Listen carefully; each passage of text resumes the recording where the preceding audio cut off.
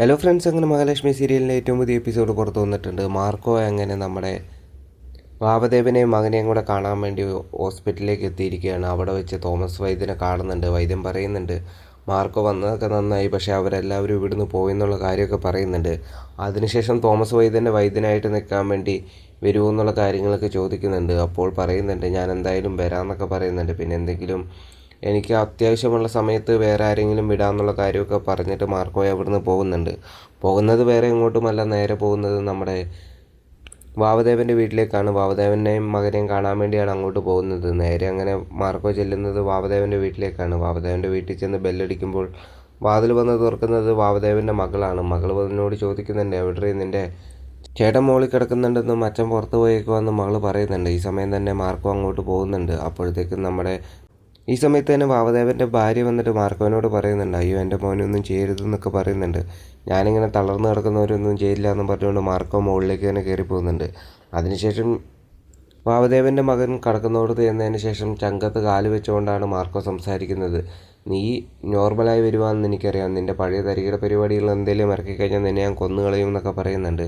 ഈ സമയത്ത് തന്നെ കറക്റ്റായിട്ട് നമ്മുടെ വാവദേവൻ അങ്ങോട്ട് വരികയും മാർക്കോയുടെ കാല് പിടിക്കുകയും ചെയ്യുന്നുണ്ട്. എന്നിട്ട് പറയുന്നുണ്ട്, ഇനി ഞങ്ങളുടെ ഭാഗത്തു നിന്ന് ഒരു പ്രശ്നവും ഉണ്ടാകത്തില്ല എന്നൊക്കെ പറഞ്ഞുകൊണ്ട് ഒരു വിധത്തിൽ മാർക്കോനെ പറഞ്ഞ് സമാധാനിപ്പിക്കുന്നുണ്ട്. മാർക്കോ പറയുന്നുണ്ട്, അങ്ങനെയായാൽ നിങ്ങൾക്ക് കൊള്ളാം. ഇനി കണ്ണനും മഹാലക്ഷ്മിക്കുമെതിരെ എന്തെങ്കിലും രീതിയിലുള്ള പ്രവർത്തനങ്ങൾ നിങ്ങളുടെ ഭാഗത്തു നിന്നും ഉണ്ടായിക്കഴിഞ്ഞാൽ ഉറപ്പായിട്ടും നിങ്ങളെ ഞാൻ കൊന്നുകളയും എന്നൊക്കെ പറയുന്നുണ്ട്.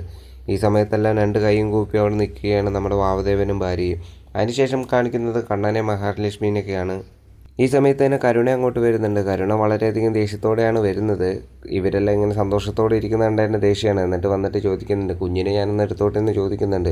പക്ഷേ മഞ്ജു പറയുന്നുണ്ട്, ഞാൻ തരത്തില്ല, കുഞ്ഞിനെ എന്തായാലും തരത്തില്ല എന്ന്. ആ സമയത്ത് തന്നെ ദുർഗാമ്മയെ ഇവിടുന്ന് ഓടി വന്നിട്ട് അവളുടെ കുഞ്ഞിനെ കൊടുക്കരുതേ എന്നൊക്കെ പറഞ്ഞുകൊണ്ട് പറയുന്നുണ്ട്. അതായത് കുഞ്ഞിനെ അവൾക്ക് കൊടുത്തു കഴിഞ്ഞാൽ അവൾ എന്തെങ്കിലും അപകടം ഉണ്ടാക്കുമെന്നൊക്കെ പറഞ്ഞുകൊണ്ടാണ് ദുർഗാമ്മ ഓടിയെത്തുന്നത്. ഇതെല്ലാം കണ്ടിട്ട് കണ്ണനും മഹാലക്ഷ്മിക്ക് എന്തോ പോലെയൊക്കെയാണ്. എന്നിട്ട് പറയുന്നുണ്ട്, നമ്മുടെ മുമ്പിൽ നിന്ന് എന്തായാലും ഇവളൊന്നും ചെയ്യാൻ പോകുന്നില്ല എന്നൊക്കെ പറയുന്നുണ്ട്.